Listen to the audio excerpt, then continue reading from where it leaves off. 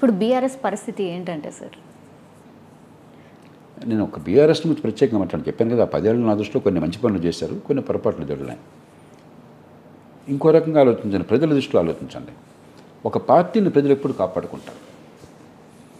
ఒకటి, రాజకీయ పోటీలో 2 స్థానాల్లో నిలదొక్కుంటే మొదటి 2 స్థానాల్లో ప్రజలకు ఎప్పుడు ప్రత్యామ్నాయం కావాలి కాబట్టి, ఒక పార్టీ గుత్తాధిపత్యం ఇష్టం ఉండదు కాబట్టి ఆ పార్టీని ఆదరిస్తారు.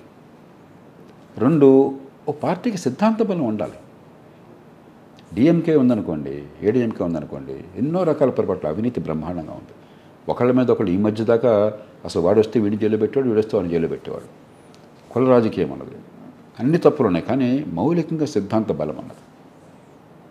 రాష్ట్రాల ఉనికి కోసం, సమాఖ్య వ్యవస్థ కోసం, అధికార వికేంద్రీకరణ కోసం, ద్రవిడ సంస్కృతిని కాపాడడం కోసం దీనిలో గట్టిగా వాళ్ళకి పట్టు చిత్తశుద్ధి ఉన్నది. గతంలో దానికి ఉద్యమాలు కానీ, దాని తర్వాత ఒక చారిత్రక నేపథ్యం కానీ ఉన్నాయి. కాబట్టి ఒక సిద్ధాంతం అనేది మమ్మల్ని నడిపించినట్టయితే పొరపాట్లు దొరికినా కూడా ఒక పార్టీకి దీర్ఘకాలం మనుగడ ఉంటుంది. అసలు మీకు సిద్ధాంతం అనేది కనిపించలేదు అనుకోండి ప్రజలకి, మీరు ఏ వాల్యూస్కి, ఏ విలువలకు కట్టుబడుతున్నారో అర్థం కాలేదనుకోండి, ఎంతకాలం మిమ్మల్ని మోస్తారు ప్రజలు? ఎందుకు మోయాలి?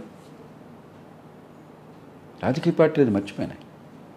ఏ అంటకి ఆ గొడుగు పట్టినట్టయితే, ఏ రోజు ఏమిటి ఎందుకు చెప్తున్నామో అర్థం లేకపోయినట్లయితే, ఆపోటి అధికారం వస్తే మన ప్రగల్భాలు పలికినట్టయితే, ఒక దీర్ఘకాల దృక్పథం, ఎలాంటి సమాజాన్ని మనం కోరుతున్నాం, ఎలాంటి విలువల కోసం మనం బతుకుతున్నాం అన్నది స్పష్టత లేకపోతే ఏ పార్టీకైనా దీర్ఘకాలం మనకు కష్టమవుతుంది.